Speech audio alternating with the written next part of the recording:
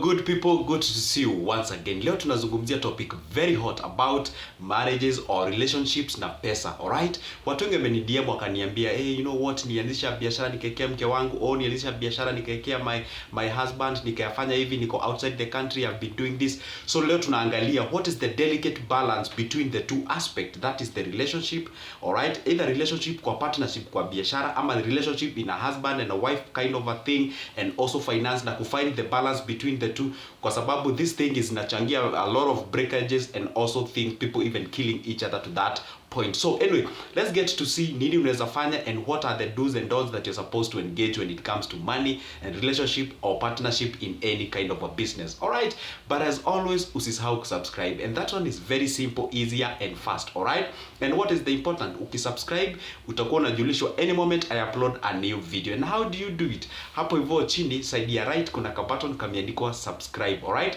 just ka hit it, guza tu hivyo 1 second, and then hapo hivyo chini kuna ka mkono kanakaa kama kuna kitu kanakaa kama kamkono hivi, just kaguze tu hivyo.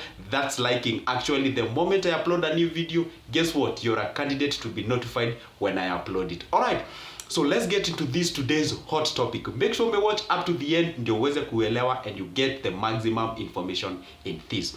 So leo nitaenda polepole, alright? Kitu moja nafaa kuelewa ni ati money is a very good factor that usually contribute our relationship with people, alright?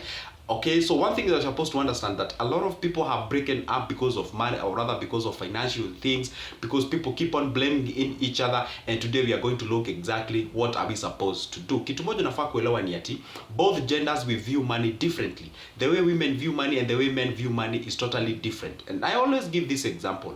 When you give a man a lot of money and they get a lot of money, I don't know what gets into them. They think of having many wives and bringing a lot of ladies on board and such kind of a thing. They tend to kind of forget where they've come from and such kind of a thing, all right? And when you come to the other side, when it comes to ladies, once they get money and once they get properties or they get wealthy, they perceive life differently. They usually find no reason of having a man on board. They find reason of not having a lot of people on board unless they are family members or some people who they would love to help and such kind of a thing. So you have to understand that we belong to two different worlds when it comes to view of money.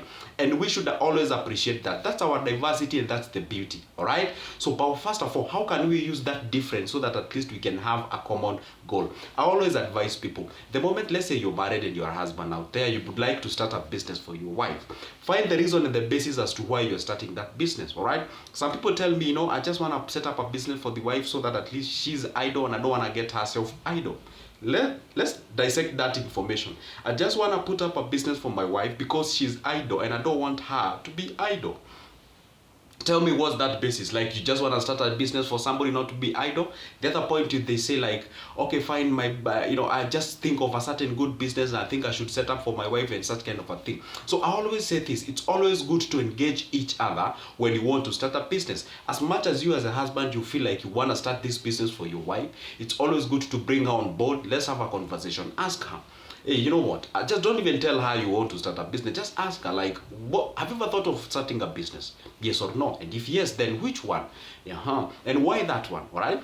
Do you have an experience over that? Do you love it? Do you have passion about it? Have you, considered the market out there? How is it? You get the point. So that at least you can have a common seat and common goal. You discuss about that business that you want to start. The problem that people make is that you just go out there, think of a business, all right? Let's say you're a plumber out there, and then you be like, okay, plumbing kona pesa, kuuza hizo material and such kind of a thing. And then here you come and you say, hey, you know what, from today utakuwa unakaa kwa nyumba, and from today I want you to resign from your job, or from today blah blah blah. You get the point. And then I want to set up this business for you.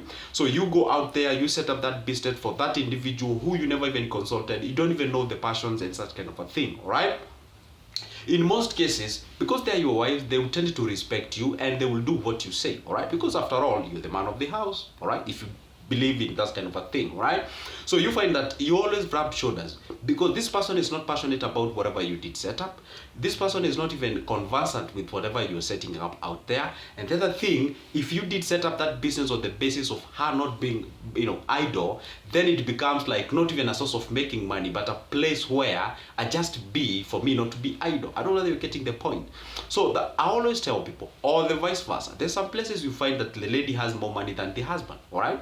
Or the boyfriend or the partner or whoever you have, all right? So they think like, okay, fine, I just want to start a business for this person because I love love this person is amazing, he's good, I want to help her or help him, so I just want to start this business. So you go ahead and start that business on the basis of love. I always say this: when it comes to money, don't engage heart matters. I always tell people that when it comes to money, don't engage heart matters. You should always think about money, not feel about money, because the moment you now attach the relationship, the love, and the money and the person, and then you set up a business, then you over expect a lot. Because this person, for example, I had a lady on board who came and told, she came and told me like, okay, fine, I had money, I did set up a business for certain boyfriend or girlfriend, or rather a boyfriend of mine, and then we did set up a business, and I was expecting amazing thing from the person, but it went south. All right, or maybe I took a lot of money, I educated my girlfriend, I was expecting me to marry her as my wife, and all of a sudden she disappeared with somebody else, and such kind of a thing. You know why? Because you're feeling about money, you're not thinking about the money. Because one thing, you're not supposed to attach feelings when it comes to cash. If you want to help somebody, then do so without any strings attached. All right, but the moment you be like, okay, this is my girlfriend, I want to take her back to school, I want her to study, we aren't yet married, because at the end of the day I'm prospecting that we can get married, and then you're out there now, and then this is now you're telling yourself, now because I've taken her to school and I've educated her, then by default she should marry me. That's totally wrong. Otherwise you can get yourself into problems, and that's why you find people rubbing shoulders, right? To a point even whereby they are, I don't want to name them, all right? So it is always good to be very careful when you're engaging the money matters. You should always engage your brain, not your heart. Otherwise, if you keep on attaching the feelings and the relationship and the love and such kind of a thing with money, you will always rub shoulders with people. This is what I can advise you. Always assume what I call the due diligence, right? If this person you aren't married, there is no legal way you can prove this person you're married to. If you want to set up a business with this person, I always say this: even if there is love, always engage what I call the legal issues or the legal way. You have to have a written note or written agreement between the two of you. Yeah, I know that one sounds too extreme. If you don't want to help the person, I said this: if you want to help the person, you can close your eyes, go set up a business for them, and you say this: even if they be mine or they won't be mine, I don't care about it. I was out there to help them. But if you help them on the basis of bringing them on board as your wife or such kind of a thing, or if there is anything else attached to that business that you want to open for somebody, always make sure that you have what I call the written agreement. I know it is very hard to write about, okay, you love me and you have to love me. It's hard to do that. But at least if you can say this, okay, if this thing doesn't go, well between the two of us, this is what I will do. I will take back the business. I will do this and this and this. You have to pay back this amount of money. At least there is a written agreement somewhere. Once the things go south, you can actually use the legal way instead of using the shortcut and crooked ways that hurts people and hurt families and such kind of things. Because that thing is very pronounced, especially in our society and this current generation that you're living in, when you find people attaching feelings to the money, setting up business for their lovers and such kind of a thing, and then things go south. They even do some even worse things that I won't even name in this specific video. So to maybe recap what exactly I've just said, and if you are with me up to this point, I want to say thank you very much. And if perhaps you forgot to subscribe, kindly take 1 second just below there on your right, click that subscription button, click the like hapo hivyo chini, and thank you. Fine, let me just recap what I've just said. I was saying this: it's always good to make sure that at least you assume what I call the due diligence, not the issues of trust. You get the point? Because nowadays, even people becoming hard to trust them, even even your relatives, your siblings, becomes even very hard to trust them. Because you know why? Nowadays, people are boastful, lovers of money, selfish, and such kind of a thing. So it's always good to have a written agreement, right? Even if this is your lover, you aren't married yet, you don't have a legal document to prove that you're married. So it's always good to have a written document and say this: what, I'm setting this business.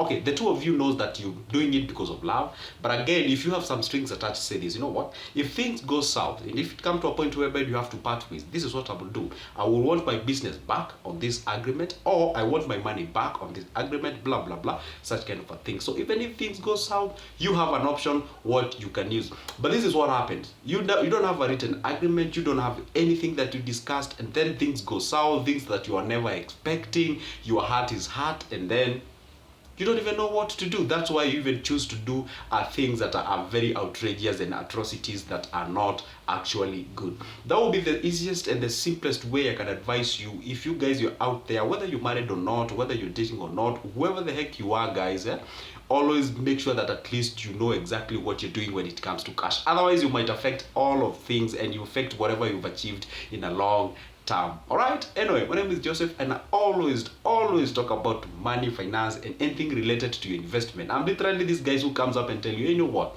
You got your salary or you got your money, don't eat all of it. You know? Set aside a little bit of it, accumulate it, raise the capital, start a passive income so that at least you can have multiple streams of income, and that's the only way you can grow yourself out there. And this is the point. Salary will never make you rich, right? Salary is like a perfume, you know, it kills, like, it covers the odor but doesn't get you clean. That's the point, right? It's there to satisfy you, like, you know what, like in a very short period of time, and then after sometimes it disappears, and then you go back to the same problem. This is what I'd advise you: go ahead and bath. Take a bath, right? And taking a bath is starting a business, being sure that even if you don't put that cologne on top of you, you always clean and you smell nice.